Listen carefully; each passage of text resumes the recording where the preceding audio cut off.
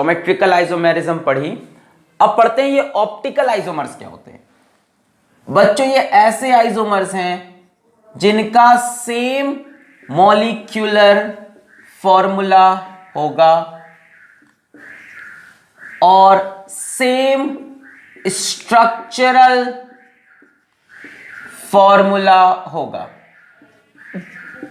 आप बोलोगे सर ये तो स्टीरियो आइसोमर्स की पहचान होती है, same molecular formula same structural formula. एक खास बात आप पहली बार देखोगे, they have same physical and chemical properties. ओए होए, ये कैसे आइसोमर्स हैं भाई? मॉलिक्यूलर फॉर्मूला सेम, स्ट्रक्चर बनाने का सेम, फिजिकल केमिकल प्रॉपर्टीज वो भी same.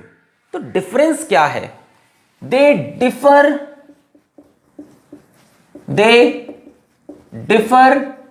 In their behaviour towards light. तभी तो नाम ऑप्टिकल पड़ा, ऑप्टिक्स लाइट से related.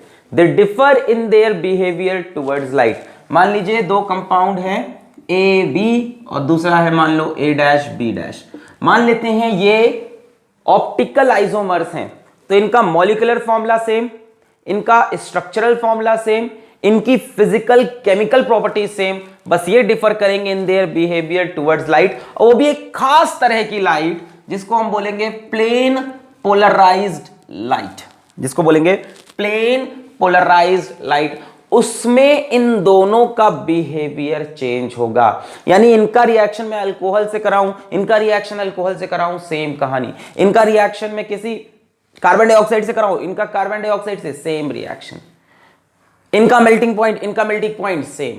Physical properties chemical properties एकदम सेम, सिर्फ एक डिफरेंस है बिहेवियर टुवर्ड्स लाइट। और कुछ केमिकल रिएक्शंस भी इफेक्ट होंगे, मैं यहां लिखना चाहूंगा except optically active chemical reactions. कुछ केमिकल रिएक्शंस भी इफेक्ट होंगे जिसमें सामने इनके एक ऑप्टिकली एक्टिव कंपाउंड आएगा। ठीक है, मतलब इनके सामने इनके जैसा कंपाउंड आ गया, ये इसी फैमिली का जो ऐसा काम करता है। जब वो दोनों रिएक्ट करेंगे तो डेफिनेटली डिफरेंस आ जाएगा। बट जनरली हम बोलते हैं कि इनकी केमिकल प्रॉपर्टीज में कोई बड़ा डिफरेंस नहीं है। क्लियर है ऑप्टिकल आइसोमर्स क्या होते हैं? आगे बढ़ेंगे और डेप्थ में जाएंगे धीमे धीमे।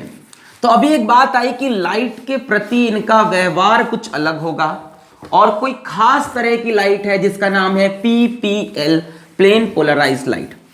तो यह समझने के लिए आपको समझना पड़ेगा nature of light. Nature of light, प्यारे बच्चों, लाइट आप सभी को पता होगा electromagnetic wave, EMW, electromagnetic wave. बच्चों कोई भी वेव होती है वो डिस्टरबेंस से आगे बढ़ती है। ये नॉर्मली साउंड वेव है, जब हम बोलते हैं